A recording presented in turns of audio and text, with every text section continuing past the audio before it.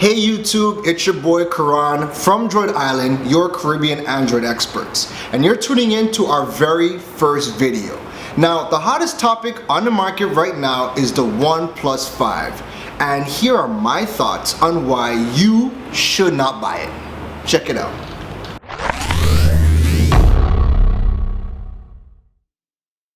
Alright, so the Oneplus 5 has finally launched in all of its glory. The wait is over, and it has caused honestly one of the biggest stirs in the mobile market in a very long time, and not in a good way, I guess, depending on how you look at it. So I mean, the specs have been talked about to death, but just a quick recap in case you don't know, right? The Oneplus 5, you're getting a 5.5-inch 1080p IPS display. You're getting a 16 megapixel camera with the 20 megapixel telephoto lens. You're getting 8 gigs of RAM or 6 gigs of RAM, depending on the version that you do pick up, with the Snapdragon 835 processor, a 64 gig or 128 gig storage variant, and a 3300 milliamp hour battery. Now, if you were expecting more, I could honestly see why. Now, the phone isn't bad, but I think what makes all the controversy is the price tag. The price tag is $480 USD for the basic model. Now, there's so many other devices that either kind of have very similar specs and cheaper, or a better quality phone for almost the exact same price. Take a look at the LG G6. The LG G6 right now you can pick up for 480 American dollars on Amazon. If you ask me, if you were gonna pick up a phone for just under $500, why would you pick up the Oneplus 5 over the LG G6? So for $480, what exactly are you not getting? Well, you're not getting a Quad HD display, you're not getting water resistance, you're not getting expandable memory. Now, those are three things that predominantly everybody was kind of like, well, you know what? If those three things were added, it could really warrant the price bump. But since they were not added, it's like, what exactly are we spending more money for? So now, 8 gigs of RAM, okay?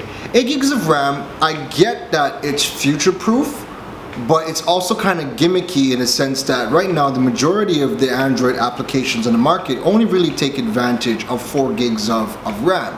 6 gigs is good, but that 8 gigs is kind of overkill for now, okay? Now, everybody has been, all the tech YouTubers have been on their channels and they have been comparing the Oneplus 5 to the likes of the HTC U11, the LG G6s, the Samsung S8s. And while that's all fine and dandy, you can compare them from a performance level that's cool just because of that Snapdragon 835, there's just other devices that I feel you can compare much better to the Oneplus 5, okay? Now, the Oneplus 5 is a phone that kind of changed the game because it was never really flagship. It was this type of super mid-range, so to speak, but nonetheless, if you're gonna compare the Oneplus 5 to the S8s and whatnot, you can only really do it from the performance, but the price tag is where it kind of muddles the water a little bit.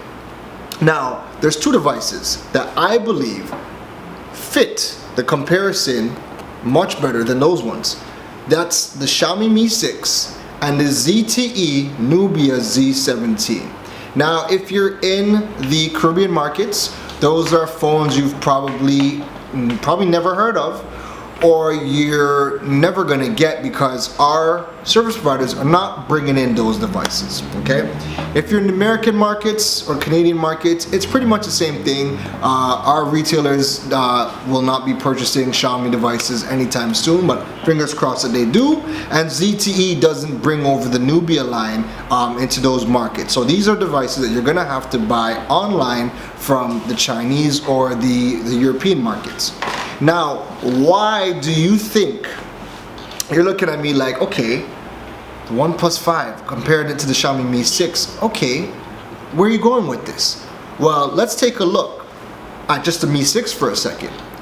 The Mi 6 pretty much offers almost identical specs on paper to the OnePlus 5. Now, I just want to just get my thoughts together. Now, let's take a look at this, right? Xiaomi Mi 6, 5-inch IPS display, okay, 1080p, so same resolution as the OnePlus 5. They both got the Snapdragon 835. They're both running Nougat 7 1.1, okay, Adreno 540 for the GPU. Now, none of them have expandable memory, but the Mi 6 does come in a 64 and 128 gig storage version with 6 gigs of RAM, okay, again, very comparable to the OnePlus 5. It's also got the dual megapixel camera, dual 12 megapixel camera with optical image stabilization, whereas the OnePlus 5 has the electronic image stabilization. Now, if you've seen the world of reviews and world of video testing on the OnePlus 5, it's not that good, especially when you're going to compare it to the likes of the S8s and whatnot, okay? Optical image stabilization does work a lot better than the electronic. Moving on.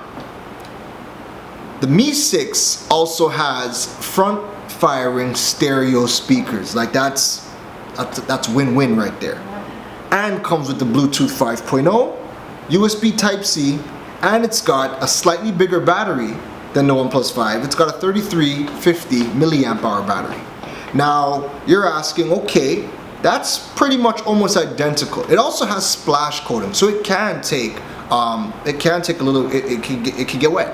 Right? OnePlus 5 doesn't have that. You're probably asking yourself, okay, well, what's the cost of the Mi 6?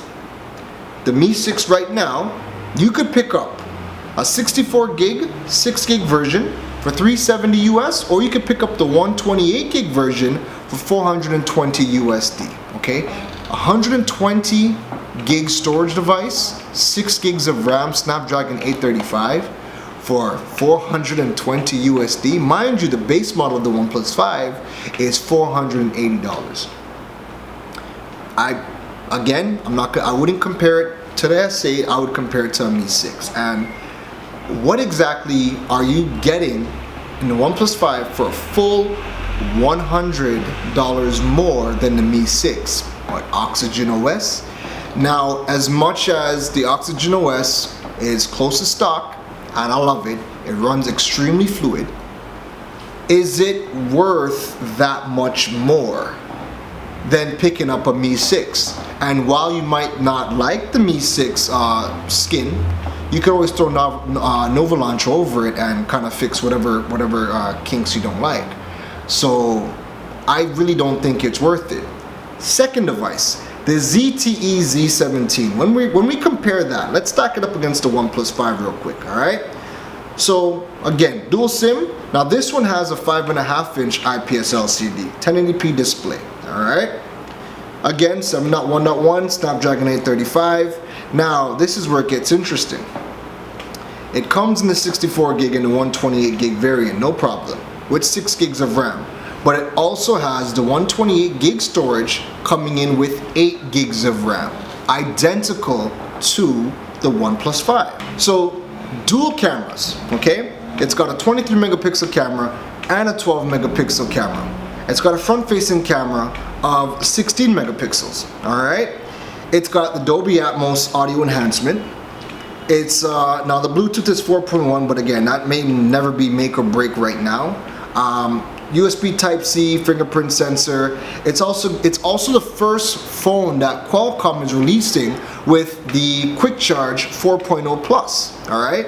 And it's also got a non-removable battery of 3200, just a shy under the OnePlus 5's 3300.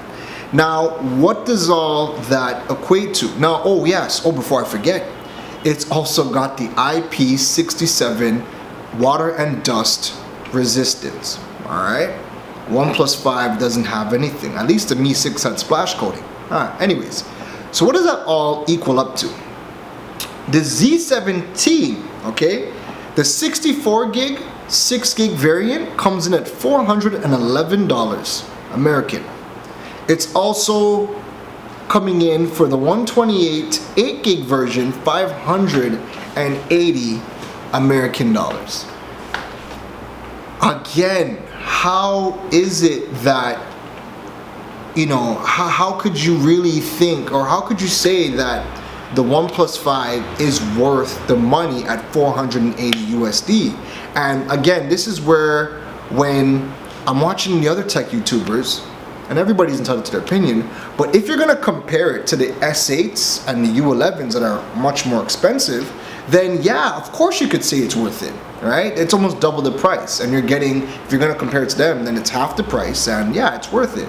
But if you're gonna compare it to devices that are in the almost the exact same bracket, which is that flagship mid-range morph, right? If you're gonna compare it to a Mi 6 and a ZT Z17, these devices are cheaper and they're almost identical on paper. So exactly, again, how much more phone are you getting with the OnePlus 5? And is it worth that additional money? To me, it's not. I would quicker pick up Z17 or Xiaomi Mi 6. I just don't think the additional money is worth it. Especially when, again, you're not getting the Quad HD display. You're not getting any water resistance, and those are like two of the biggest things that everybody has been complaining about. If you're gonna pay that kind of money, you might as well get those things in, right? And then there's other devices that I would take a look at. Like right now, you could get LG V20, right? Look online; those are deals right now. Again, G6 is pretty much the same price. It's not, the G6 is a much better phone and comes with much more than the OnePlus 5. So to wrap it up, I don't think it's worth it.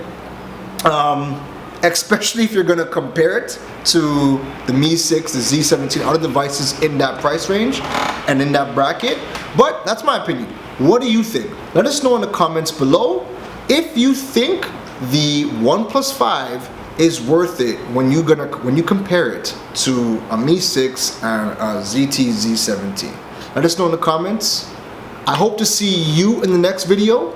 Don't forget to subscribe if you like our channel, and also turn on the notifications. That way you'll be notified anytime we release a video. So again, I'm Karan from Droid Island, and I'll see you in the next one.